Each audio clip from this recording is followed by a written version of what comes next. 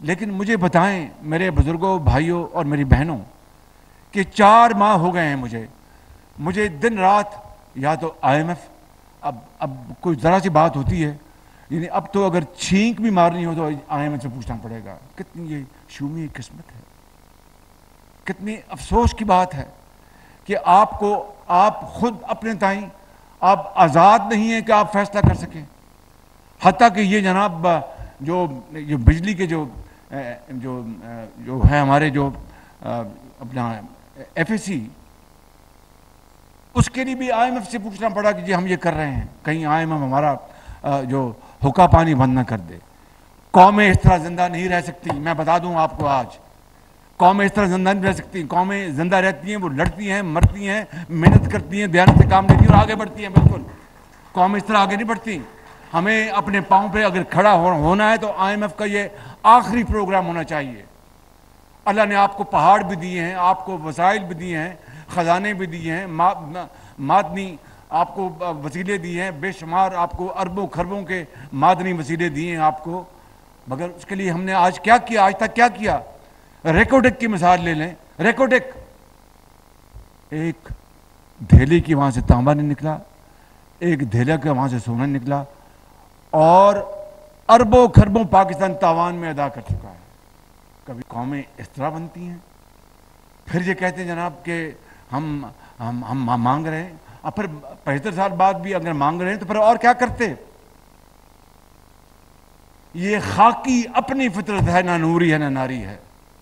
ये सारा हमारा अपना अमल, हमारा अपना किया धरा है। मैं बताऊं आपको, किसी का कसूर नहीं है, हमारा अपना कसूर है कि हमने अपने पांव पे दिन रात कुल्हाड़े चलाए हैं। बिल्कुल मैं बता रहा हूं आपको मिसाल रेकोडेक की, एक मिसाल जो कि बलूचिस्तान की यानी जो तरक्की और खुशहाली में एक इंकलाब बपा कर सकता था पूरे पाकिस्तान के लिए, उसका हाल देख लें कि अरबों खरबों हम तावान वकीलों की फीसें अदा कर चुके हैं, और अभी भी डर लग रहा है कि जो मुआहदा हुआ है कहीं वो टूट ना जाए।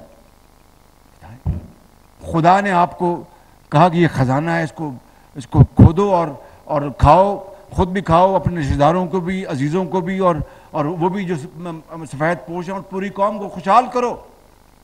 वो खजाना खोदने के बजाय हमने अपने अरबों अपने बर्बाद कर दिए। अरबों डॉलर, ये मैं आपको बिल्कुल बता रहा हूँ, अरबों डॉलर ज़ाया हो गए हमारे।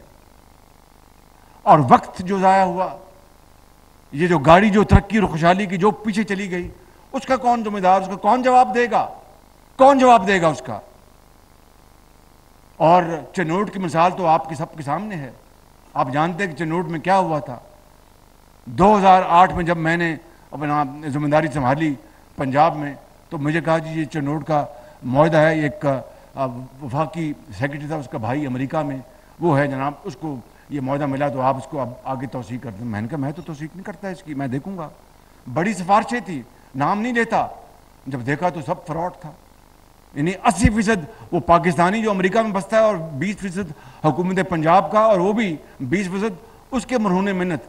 वो जब इशारा करेगा तो उनको शेयर्स को हम इधर उधर कर सकते हैं। ना पैसा, ना वो क्या कहते हैं पंजाबी में, ना हिंग लगे ना फटकड़ी, ये कहते हैं ना आप। और वो सारा कुछ वो ले गया, अरबों रुपए का वो चिनोट का खजाना।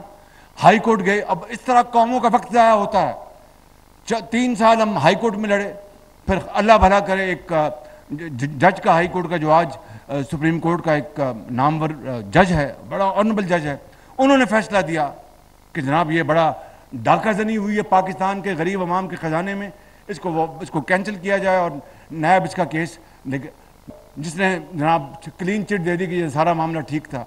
यह है इमरान नियाजी नैब गठजोड़। ये था, ऐसे मैं नहीं कहता था ये गठजोड़ है, इसलिए मैं कहता ये गठजोड़ है कि ये था ये गठजोड़। तो वो जनाब उसको फिर हमने वहाँ से किया। फिर 3 साल लगे, आगे अपना सर्वेयर्स मुकर्रर किए, फिर खजाना ढूंढा। तो पहला जो फेज था 4 अरब डॉलर का, वो डॉक्यूमेंटेड, वो हमने अल्हम्दुलिल्लाह किया। अगले फेजेस तो पर काम जारी था। फिर हुकूमत बदल गई। आज 4 साल बाद मैंने देखा तो मामला वहीं का वहीं। ये है मेरे बुजुर्गों, भाई और बहनों, और इन कैमरास के जरिए पूरे पाकिस्तान के अवाम को बताना चाहता हूँ कि क्यों हम गरीब से गरीब तर हो गए।